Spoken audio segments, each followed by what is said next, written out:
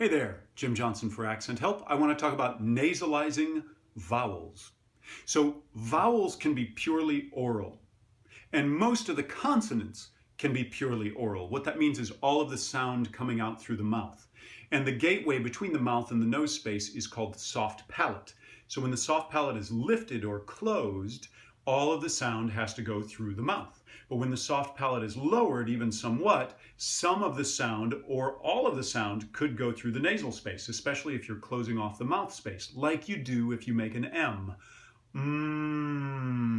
Now plug your nose and do that. Your head explodes because all of that sound is coming out through your nose. So you can't plug your nose because you're already closing it at your lips. So the really common consonants that are nasal consonants that we use are M and N,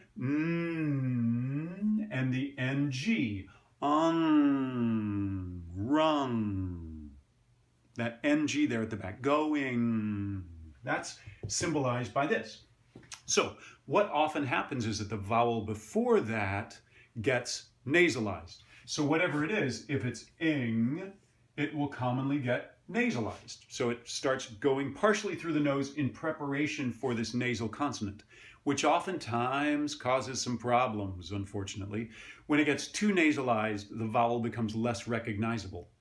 This is really problematic when you get to the ash sound, the ah, ang, starts to sound like a different vowel altogether.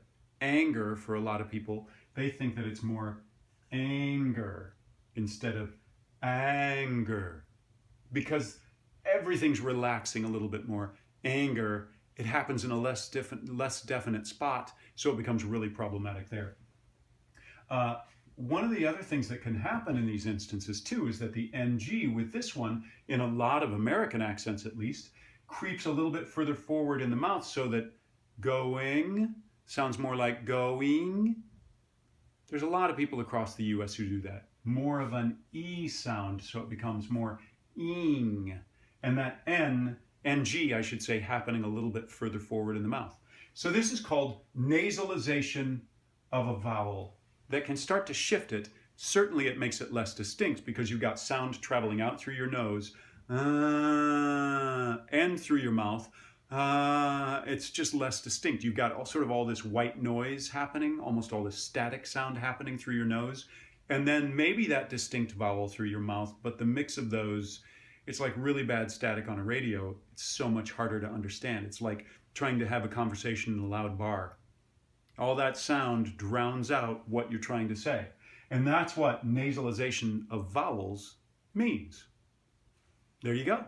For more info, check out accenthelp.com.